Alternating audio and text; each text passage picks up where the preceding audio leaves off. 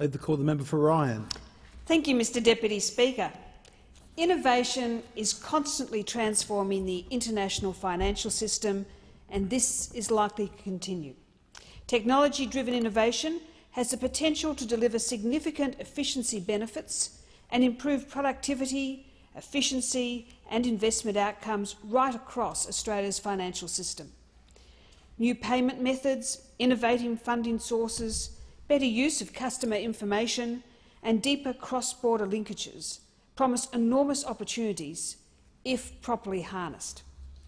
Technology is reducing the number and need for a financial institution to secure and underwrite a financially viable contract between producers and consumers, and crowdfunding is emerging as an alternative funding source for small and medium-sized enterprises around the world. Mr Deputy Speaker, there has never been a better time to start and grow a business anywhere in Australia, and from here to compete for customers located anywhere in the world. On this side of the House, we know funding for small and medium-sized enterprises is essential to facilitate productivity growth and job creation, and crowdfunding and peer-to-peer lending can facilitate new technology-enabled mechanisms for accessing finance and obtaining credit. Our future depends on us being a nation that is agile, that is innovative and that is creative. As the old saying goes, fortune favours the bold. We cannot be defensive, we cannot future-proof ourselves. Mr Deputy Speaker, Prime Minister Malcolm Turnbull, arguably the best qualified person in any Australian parliament in the combined areas of law, commerce, banking, finance, investment, environment and water resources, constitutional change, information technology, communications, media and the arts, speaks from experience when he says the disruption that we see driven by technology and the volatility in change is our friend if we are agile and smart enough to take advantage of it. Our policy settings must facilitate entry of these disruptors rather than acting as a blockage. As part of our Growing Jobs and Small Businesses package, the Coalition committed to introducing a new regulatory framework to facilitate crowdsourced equity funding for public companies. Crowdsourced equity funding is a relatively new and innovative concept that allows businesses to obtain capital from a large number of investors through an online platform where each investor typically contributes a small amount of money in return for an equity stake in the business. The big challenge we must overcome right now is that startups and small businesses in Australia are struggling to access retail investors due to significant and ongoing compliance costs and red tape. Changing this will unlock growth and unlock innovation. I welcome the introduction of the Corporations Amendment Crowdsource Funding Bill 2015 as another step closer to where we need to be to meet the challenges and opportunity that technology and innovation promise. I congratulate and thank the Minister for bringing this bill forward. I have many innovative small to medium-sized businesses in the electorate of Ryan, which have developed some very creative and exciting world-first products and services, and they are currently looking for finance and new markets. I look forward to telling them about what we're doing today to give them another opportunity to help secure the finance they need to turn smart and clever thought into action. As I said earlier, there has never been a better time to start and grow a business anywhere in Australia. Mr Deputy Speaker, the Foreign Minister this week provided a terrific example of where new thinking is transforming old industries, with the Australian start-up company called Flowhive, which has made harvesting of honey from a beehive as simple as turning on a tap. The father and son team put this idea on a global crowdfunding website, and they hit their funding target within 3 minutes. That's right, just 3 minutes. And they are now receiving $30,000 worth of orders every day. Like the Foreign Minister, and indeed all Australians, I celebrate the success of Australian businesses who are taking Australian innovation onto the world stage. I'm even more proud to be an Australian when I hear a family-owned Australian start-up business like Flowhive has achieved what has been called the greatest step forward for beekeeping in 150 years.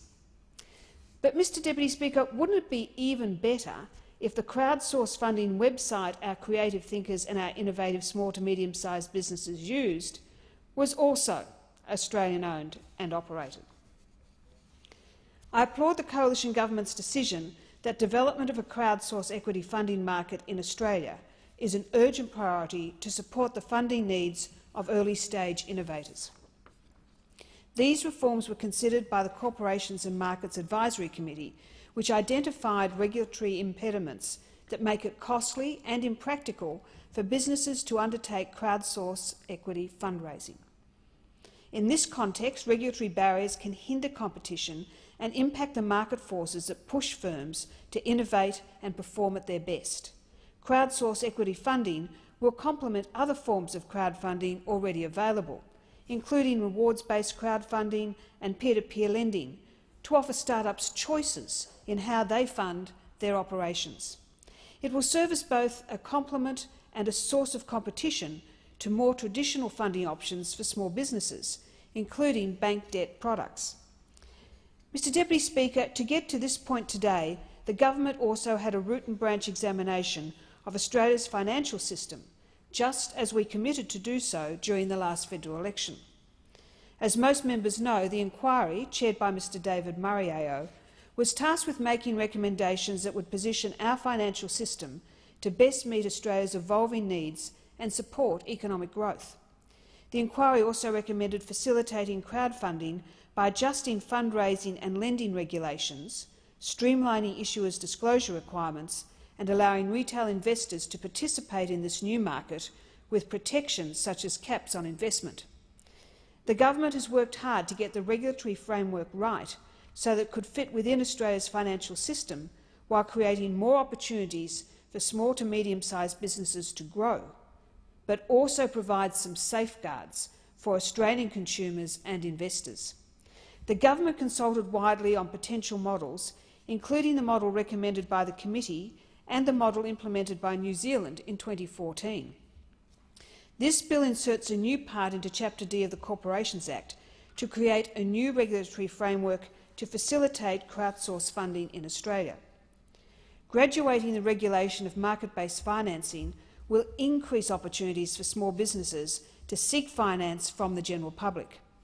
The framework set out in this bill adopts key elements of the New Zealand approach, such as licensing and gatekeeper obligations for intermediaries, reduced disclosure, risk warnings and a relatively liberal approach to retail investor caps.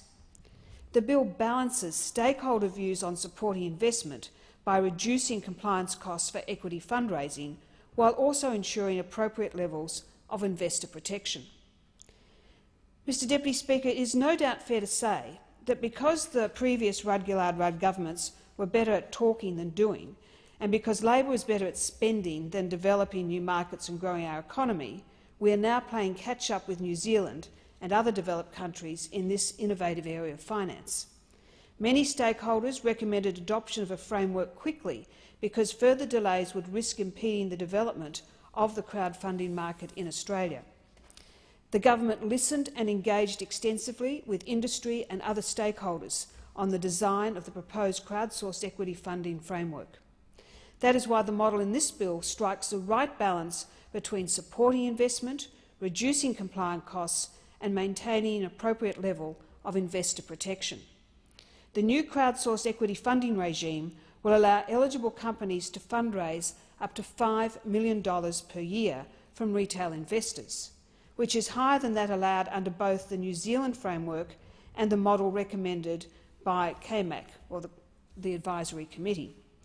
The ability to raise higher amounts will enable entrepreneurs of innovative early-stage businesses in Australia to obtain the capital they need to turn good ideas into commercial successes.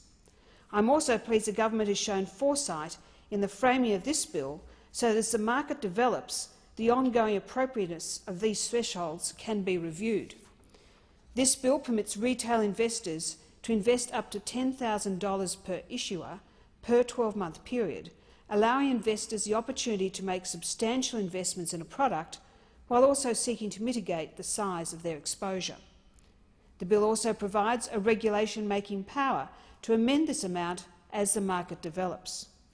Retail investors will not be limited in the total amount of investment in crowdsourced equity funding they can undertake, which will allow them to diversify their investments. Investors will also be protected in the form of cooling-off rights for a period of 5 days after making an initial investment. The framework will enable public companies that are issuing equity through crowdsourcing to do so with reduced disclosure, compared with what is required under a full public equity fundraising.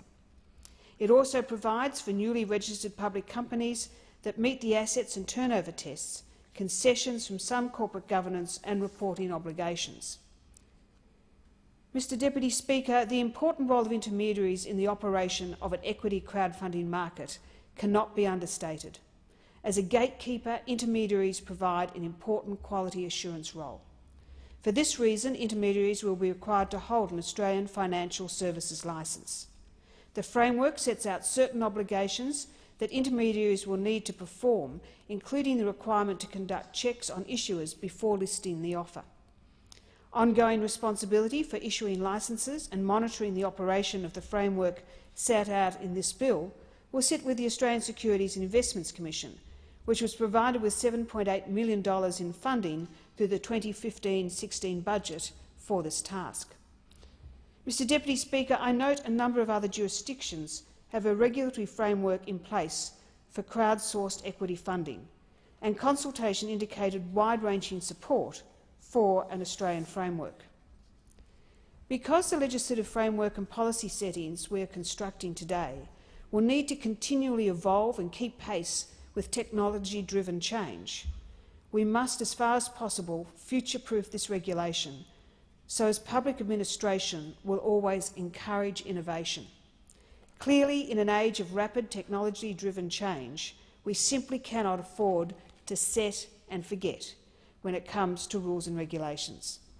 I note advice from the Minister for Industry, Innovation and Science that one of the most well-known stockbrokers in London said, and I quote, "Australia now has an innovation competitive advantage as a result of the Coalition's changes to taxation for angel investors around capital gains tax and income tax." Mr Deputy Speaker, Britain has been ahead of us in this area on innovation. That Australia has now leapfrogged Great Britain means our creative class and our small to medium-sized businesses will be able to attract even more international investment, which will create more jobs and more growth in the economy. Mr Deputy Speaker, the Coalition is the real friend to small business, and we will always consider any emerging issues, concerns and aspirations for consumers, investors and business operators surrounding the scope and application of these laws. I welcome amendments in this bill to ensure the Australian market licensing and clearing and settlement licensing regimes can be tailored to operators of emerging and specialised markets such as crowdfunding intermediaries. This will reduce the compliance burden for operators of these markets. Mr Deputy Speaker, the framework set out in this bill will enable Australia's innovative, early-stage businesses to obtain the capital they need to turn good ideas into commercial successes. I congratulate and thank the Minister for bringing this bill forward because it delivers on our commitment to foster innovative economic activity. This bill unlocks a new source of funding for small to medium-sized enterprises that will push and pull more opportunities for Australian innovators and those other creative thinkers and doers into developing new products and services for the domestic and international market. Mr Deputy Speaker, as I said before, there has never been a better time to start and grow a business anywhere in Australia and from here to compete for customers located anywhere in the world. I commend the bill to the House. I thank the member for Ryan.